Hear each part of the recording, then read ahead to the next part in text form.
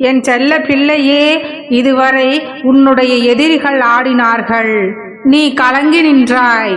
இனி அப்படி நடக்கப் போவதில்லை. உன்னுடைய ஆட்டத்தை நான் ஆடப்போகிறேன். என் செல்ல பிள்ளைக்காக ஆட்டத்தை நான் ஆடப்போகிறேன். நீ சற்று ஓய்வெடு. இனி அனைத்தும் நல்லதாகவே நடக்கும். சூழ்நிலைகள் உனக்கு சாதகமாக மாறும்.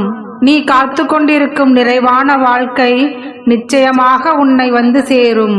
என் மனம் நிறைந்த ஆசீர்வாதங்கள் உனக்கு எப்பொழுதும் உண்டு. இதுவரை நீ எதை இழந்திருந்தாலும் அதை பற்றி நீ கவலை கொள்ளாதே. அதைவிட சிறப்பான ஒன்று நிச்சயமாக உன் கைகளில் வந்து கிடைக்கும். நல்ல காரியம் செய்ய போகிறாய் என்றால் அதை தொடங்குவதற்கு தயங்காதே என் பிள்ளையே. தொடங்கிய பிறகு நடுங்காதே. சோதனைகள் வந்தால் பயப்படாதே. நீ சாதனை செய்வாய். தைரியமாக முயற்சி செய். ஒரு நாள் நிச்சயமாக உனக்காக விடியும். அது உன்னால் மட்டுமே முடியும் என்பதை மறந்து விடாதே. அப்பா, வாழ்க்கையில் என்னால் மட்டும் வேகமாக முன்னேற முடியவில்லையே என்று நீ கலங்குகின்றாய். தங்கமே, பின்வாங்காமல் முன்னேறி சென்று கொண்டே இருக்கின்றாய் அல்லவா? அதை நினைத்து சந்தோஷப்படு. உனக்குள் இருக்கும் ஆர்வத்தை வைத்துக்கொண்டு பயணம் செய்ய தொடங்கு. நீ வித்தியாசமாக யோசிப்பதால் உன்னை நீயே தாழ்த்தி கொள்ளாதே. தொடர்ந்து முயற்சி செய்து கொண்டே இரு.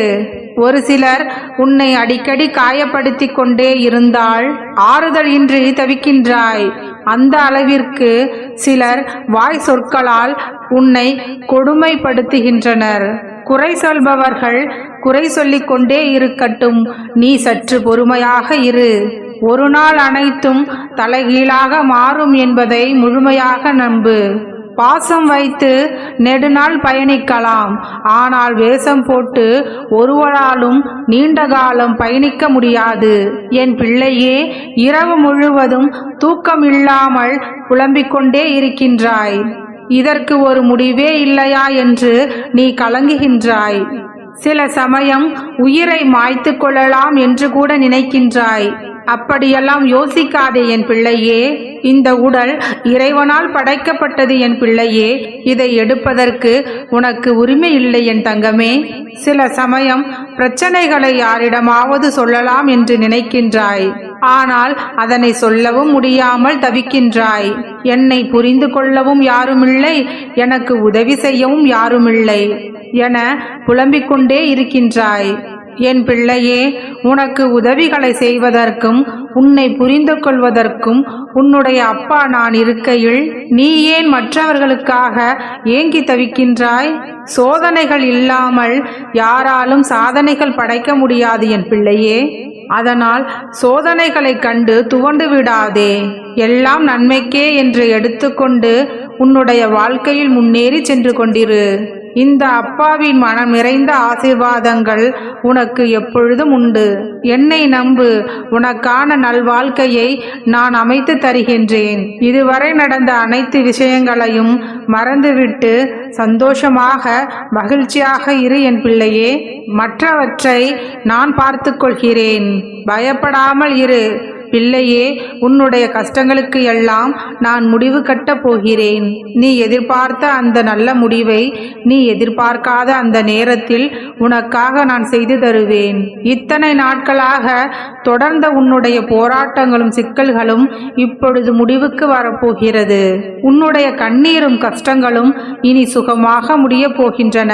மங்களகரமான செய்தியோடு ஒரு மகிழ்ச்சியான வாழ்க்கையை நீ தொடங்கப் போகிறாய். உன்னுடைய இல்லத்தில் ஒரு பெரிய விசேஷம் நடக்கப் போகிறது. மங்களங்கள் எல்லாம் கூடும் நேரத்தில் மகிழ்ச்சியாக இரு என் பிள்ளையே. மற்ற எல்லாவற்றையும் அப்பா நான் பார்த்து கொள்கிறேன். நீண்ட நாட்களாக நீ எதிர்பார்த்து காத்து கொண்டிருந்த ஒரு சூழல் இப்பொழுது நடைபெறப் போகிறது. உறுதியான நம்பிக்கையை என் மீது வை. நான் எல்லாவற்றையும் நடத்தி காட்டுகின்றேன். என்னதான் உன்னுடைய மனதை நீயே தேற்றிக் கொண்டாலும், என்னுடைய ஆறுதலையும் நம்பிக்கையையும் நீயே சொல்லிக் கொண்டாலும், சில நேரங்களில் விரக்தியின் உச்சிக்கே சென்று விட்டதை போல உணர்கின்றாய். சில சமயங்களில் உன்னுடைய கண்களில் இருந்து வரும் கண்ணீரிற்கான அர்த்தங்களும் ஏன் வருகிறது, எதற்காக வருகிறது என்றும் கூட உனக்கு தெரியவில்லை.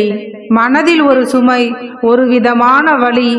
நீ செய்த எதிர்மறை தெரிந்தும் தெரியாமலும் உன்னுடைய மனதை ஒவ்வொரு நாளும் சுடுகின்றது. அதை தாங்க முடியாமல் உன்னுடைய மனம் தவிக்கின்றது. ஒரு சில தருணங்களில் எல்லாவற்றையும் மறந்து விடுவோம், எல்லாவற்றையும் கடந்து விடுவோம் என்று முடிவு எடுத்துவிட்டு அதை முயற்சிக்கவும் செய்கின்றாய். ஆனால் புயலாய் மழையாய் ஒரு சில நிகழ்வுகள் உன்னுடைய கண்களின் முன்னே வந்து போகும்போது ரணத்திற்கு மேல் ரணமாக உன்னுடைய மனம் மாறிவிடுகிறது.